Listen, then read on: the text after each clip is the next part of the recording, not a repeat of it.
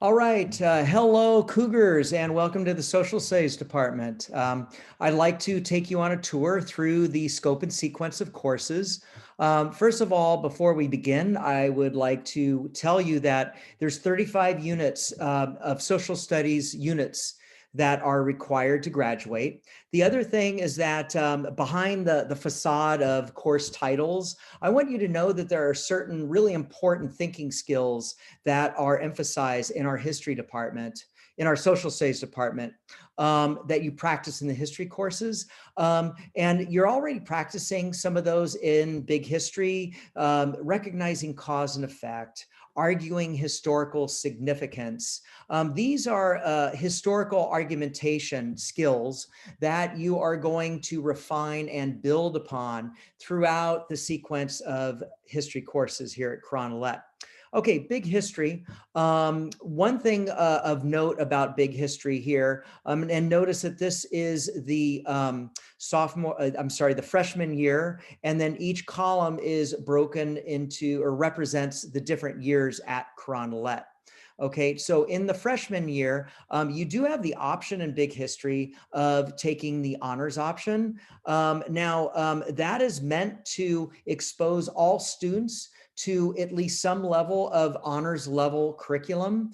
And you feel free to try some of it out, even if you regard yourself as a regular level student, and you can take at least part of the honors set of projects or assignments. But in order to get that grade credit for honors, you do have to do all the honors level assessments, which are more difficult and have a higher requirement of writing and thinking skills. Okay. Now, after big history, then you become a sophomore and you go into big history, the next threshold, which basically starts at around 1900, and that's when big history freshman ends. So, and it will, big history, the next threshold will continue all the way through till around 1980, the end of the Cold War.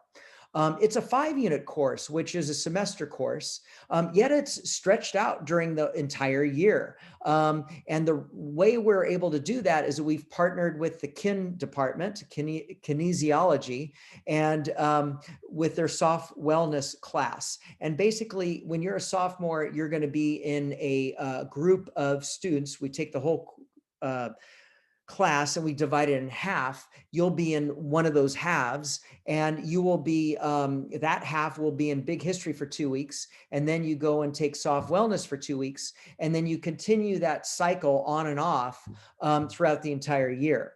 Okay. One thing to note about big history at the sophomore level, there is no honors option. The next thing, when you're a junior, you have the option of taking a AP course. Now, these AP courses do both at the junior and senior level, and also the electives, there are prerequisites. So you have to have a certain level of grade to be admitted into those courses. However, you can submit an application to waive those prerequisites, but you have to really demonstrate a desire to really challenge yourself and to be very aware that the curriculum is much more challenging and more time consuming. Plan to spend about an hour a day, 7 days a week at least, when you're in these AP courses. Okay. You also, if that's not a good fit for you, then we of course have the regular US history courses. Note that, and you can see the legend here, red, green, and then also on both campuses are a mix. You can see the little bar there. AP US history is pretty much the same course taught on both sides of the street. However, there are some differences between this course, but there are some major differences between the regular US history course, and that's why we break them out.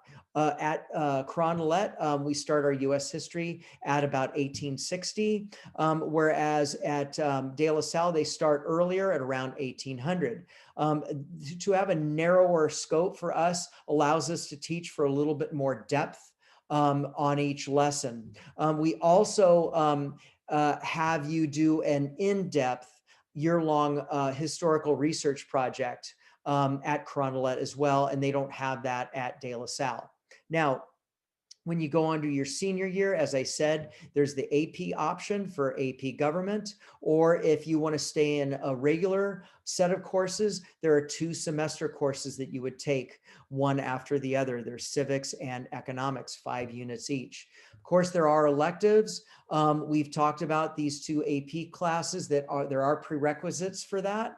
And you can also look closely onto this flow chart and you can see which grades are allowed into these courses. Psychology, that is not an AP course. It's a semester-long elective. Then there's Model United Nations. If you have an interest in international relations and politics and want to participate in some of the Model United Nations simulations, this could be the course for you. The other electives in green are offered exclusively at present at De La Salle. So I want to thank you for watching, and I hope to see you soon on campus.